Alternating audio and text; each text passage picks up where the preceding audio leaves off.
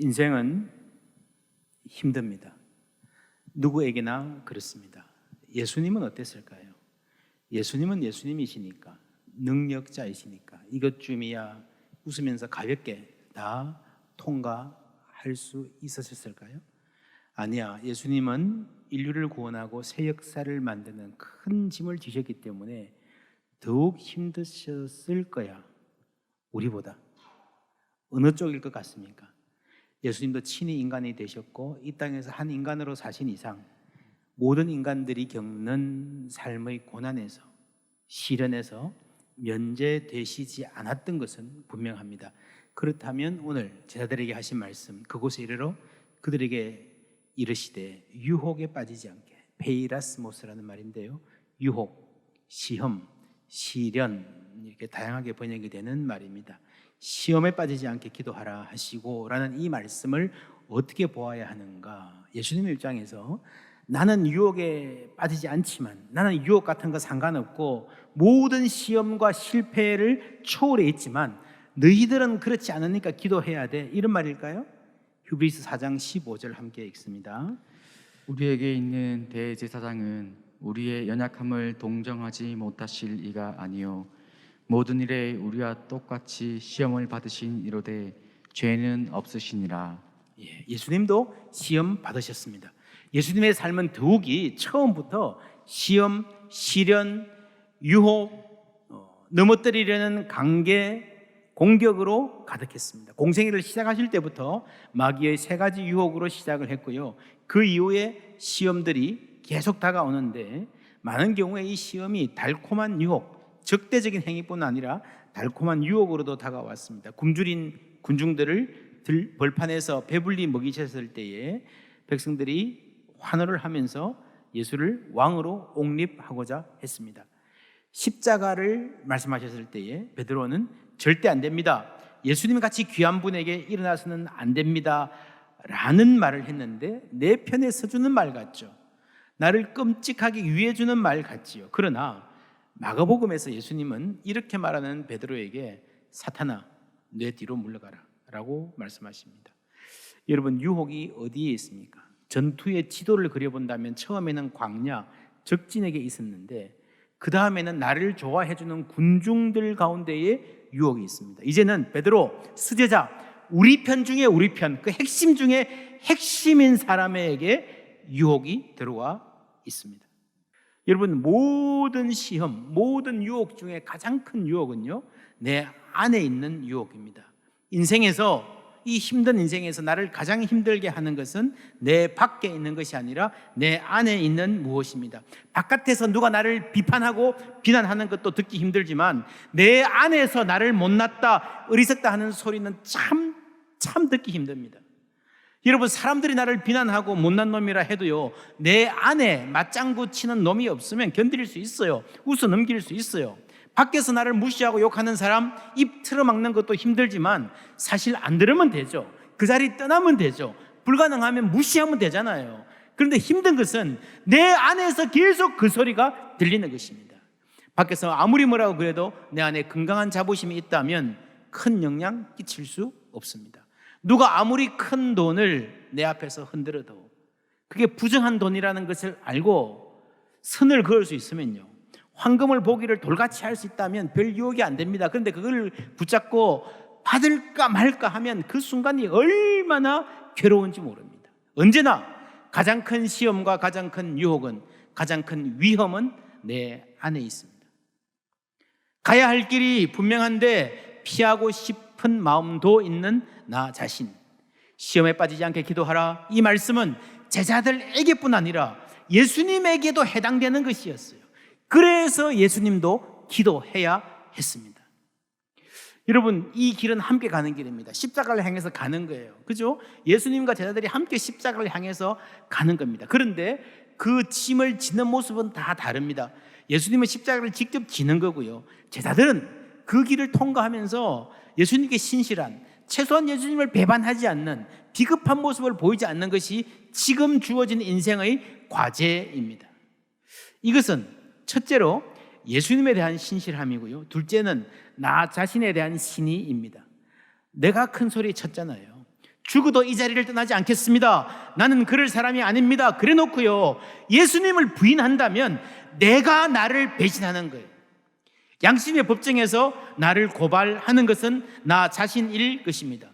오늘 이 말씀 겟세마네 기도의 자리에서 졸았던 제자들의 이야기는요, 이 두 면을 다 갖고 있습니다. 마가복음과 마태복음은 예수님께서 너희들 나를 위해서 깨어 있어 달라라고 하는 쪽을 강조하고요, 오늘 누가복음은 너희들 자신의 삶을 올곧게 살기 위해서라도 깨어 기도하라 라는 면을 강조합니다. 사실 이 둘이 하나예요. 하나님께 우리가 신실한 삶을 산다면요, 나 자신에 대해서도 책임 있는 삶을 살 수 있습니다. 사실 베드로는요, 내가 살기 위해서, 내가 살아남기 위해서 예수를 버렸습니다. 내가 살고자 예수를 부인했지만 지나고 보니 그게 내가 사는 길이 아니라 죽는 길이라는 것을 알았습니다. 그게 나 자신을 무너뜨리는 길이라는 것을 알았습니다. 여러분, 우리가 하나님을 위해 산다 그러는 게요, 나를 버리고 하나님을 위해 사는 게 아니에요. 결국에는 하나님을 위해서 사는 것이 내 눈에는 지금 어떻게 보이든 나를 위해서도 가장 좋은 길이라는 것을 아는 것이 지혜고, 그게 믿음입니다. 예수님은 기도하셨습니다. 시험을 이겨내셨습니다. 제자들은 기도의 자리에서 실패했고, 그래서 현실의 도전에서도 실패했습니다. 이 길은 함께 가는 길이면서 동시에 혼자 가야 되는 길입니다. 인생은 여러분 함께 사는 길입니다. 나 스스로 직면해야 할 불안, 나 혼자 감당해야 할 시간이 있습니다. 예수님께서 기도하러 가셨을 때에 제자들과 함께 갔는데 그들을 떠나 돌 던질 만큼 가서 무릎을 꿇고 기도하셨다 했습니다. 돌 던질 만큼, 여러분 이게 절묘한 글이잖아요. 바로 딱 붙어서 옆에서 함께 손 붙잡고 그렇게 기도하지 않았습니다. 그렇다고 해서 아예 소리가 안 들릴 만큼, 안 보일 만큼 저 멀리 가서 혼자 기도하지도 않으셨어요. 함께 가서 돌 던질 만큼 거리를 유지했다. 이거는요, 우리 삶의 중요한 본질을 보여줍니다. 우리는 할 수 있는 만큼 함께 해야 됩니다. 함께 울고 함께 즐거워하고 함께 기도하고 함께 가는 공동체 중요합니다. 그러나 나는 혼자구나, 철저히 혼자구나, 이거는 나 혼자 감당해야 하는 순간이 반드시 있습니다. 피할 수 없습니다. 인간은 본질적으로 외롭습니다. 인간에게 주어진 확실한 두 가지 운명, 첫째는 사람은 누구나 죽는다는 것이고, 둘째, 사람은 누구나 외롭다는 것입니다. 혼자서 감당하셔야 되는 시간들이 참 힘겹습니다. 기도도 그랬습니다. 한쪽에서는 함께 기도하라 그러셨고요, 또 한쪽에서는 은밀하게 기도하라.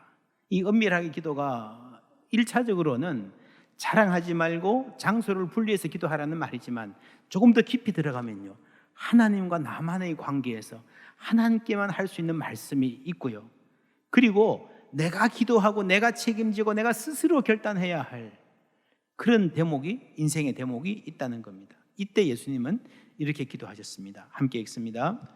이르시되 아버지여, 만일 아버지의 뜻이거든 이 잔을 내게서 옮기시옵소서. 그러나 내 원대로 마시옵고 아버지의 원대로 되기를 원하나이다 하시니. 아멘. 여러분, 짤막하죠?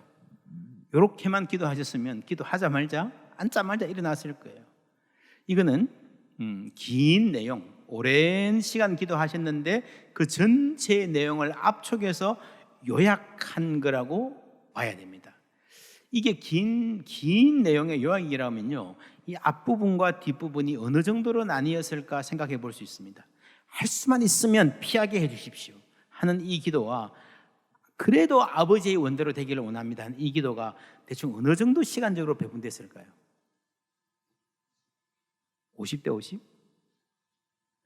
제 생각에는 시간적으로는 90% 가까이가 앞부분의 기도 아니었을까 싶어요. 모르겠습니다.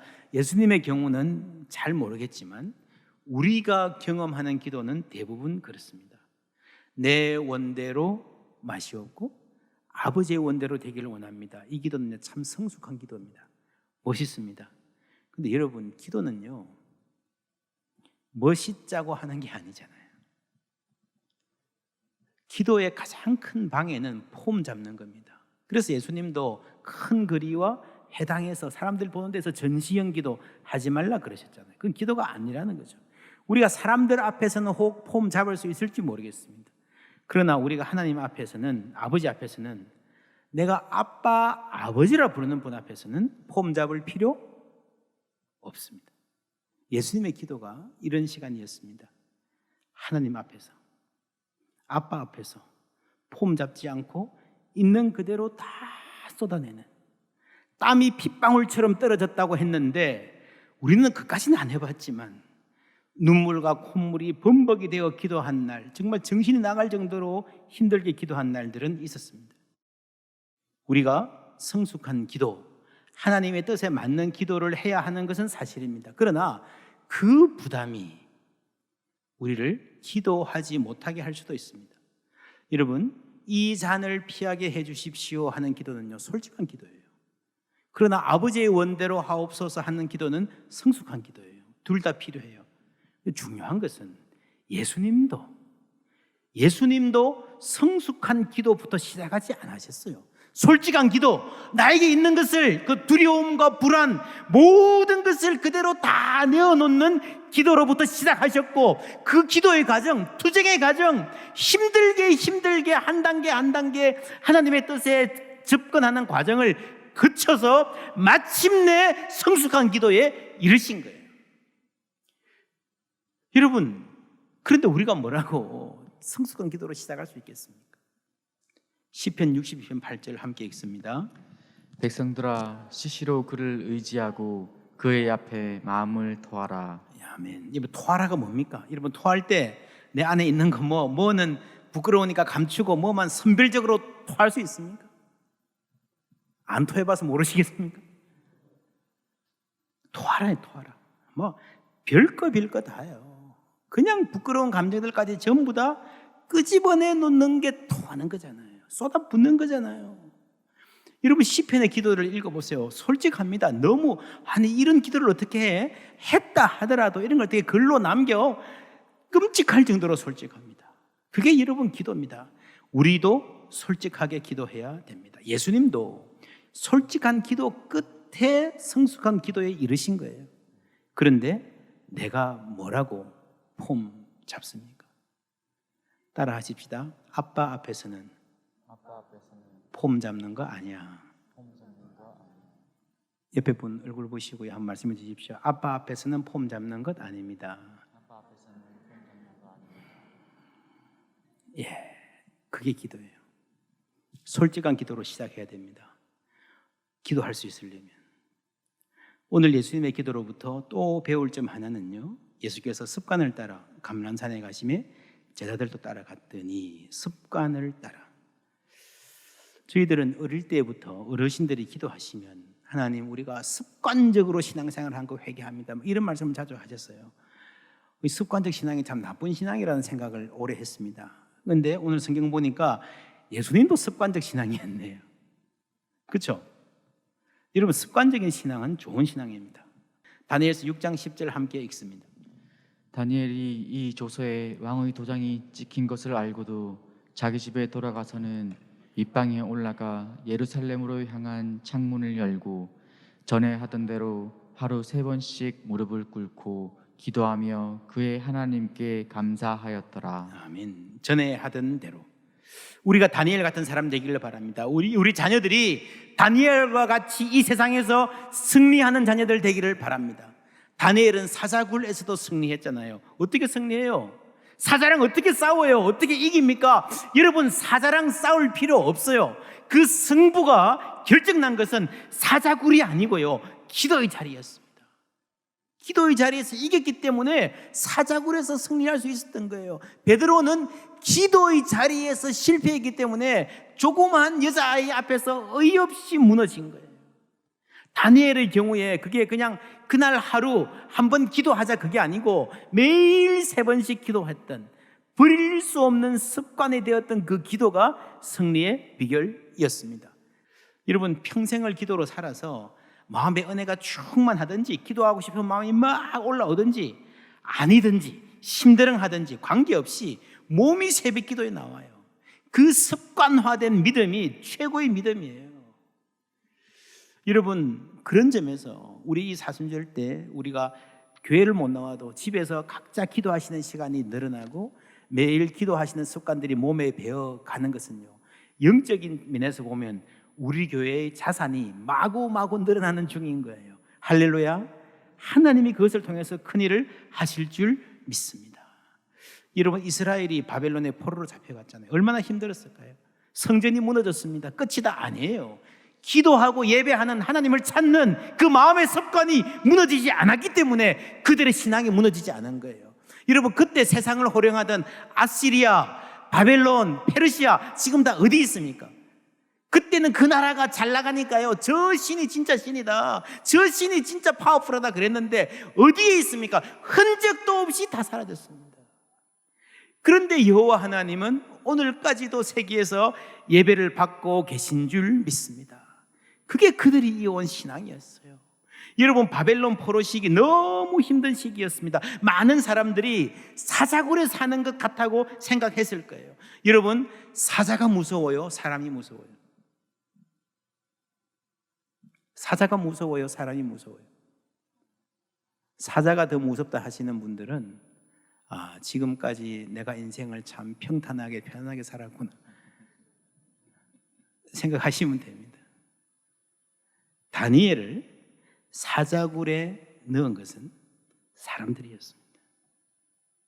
그렇죠? 지금도 세상에서 끊이지 않는 전쟁, 범죄, 폭력, 사람이 하는 거예요.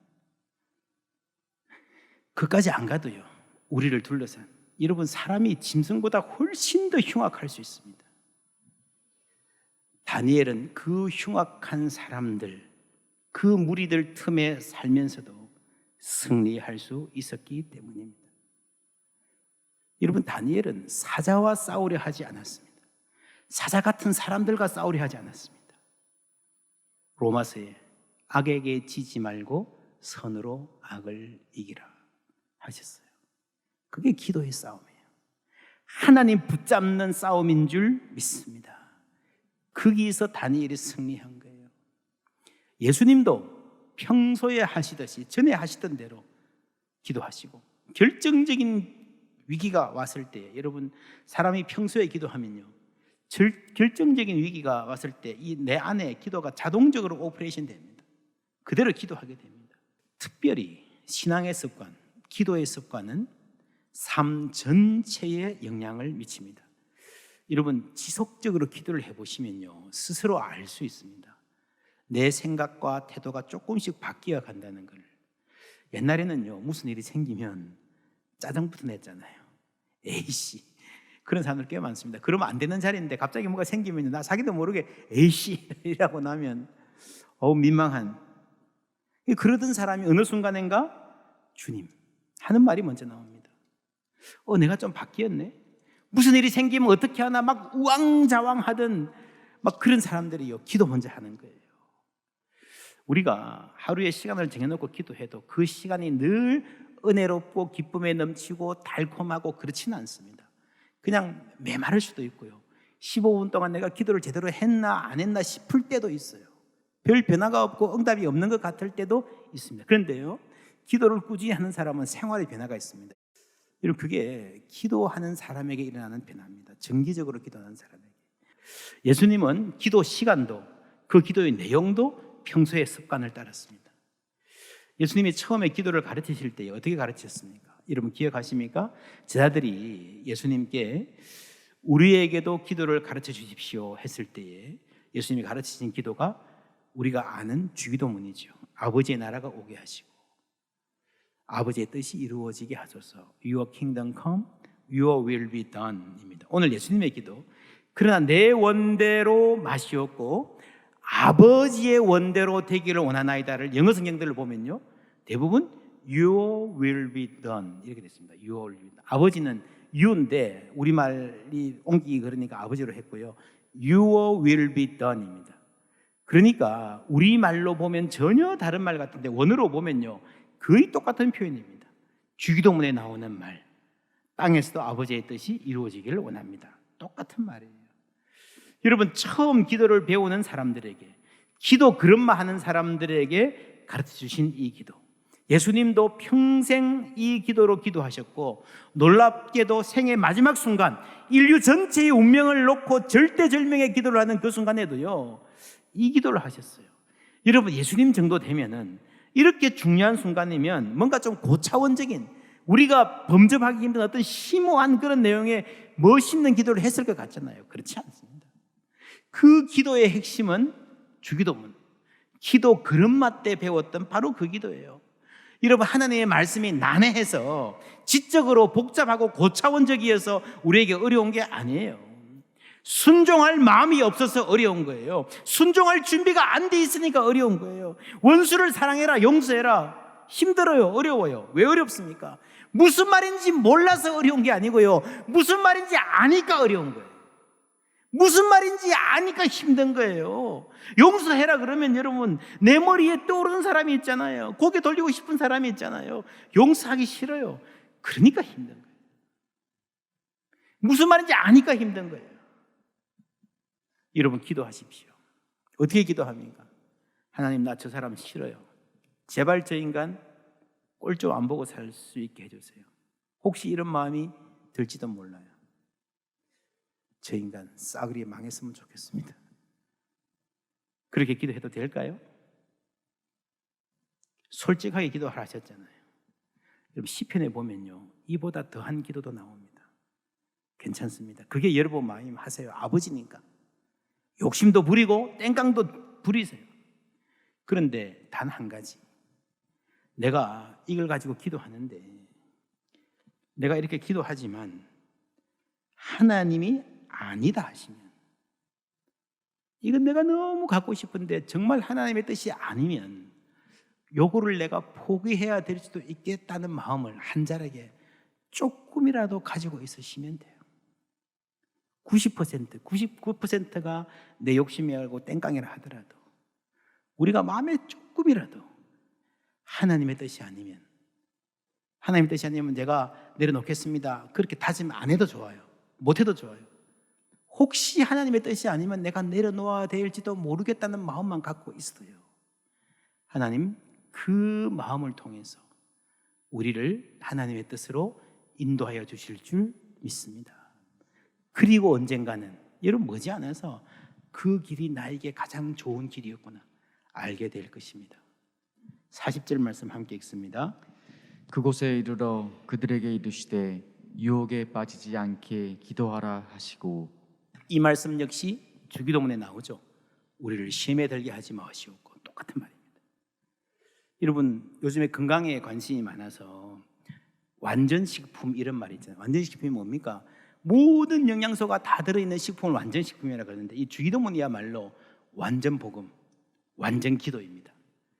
우리가 잘 아는 기도, 그런마 할 때부터 배워왔던 기도입니다.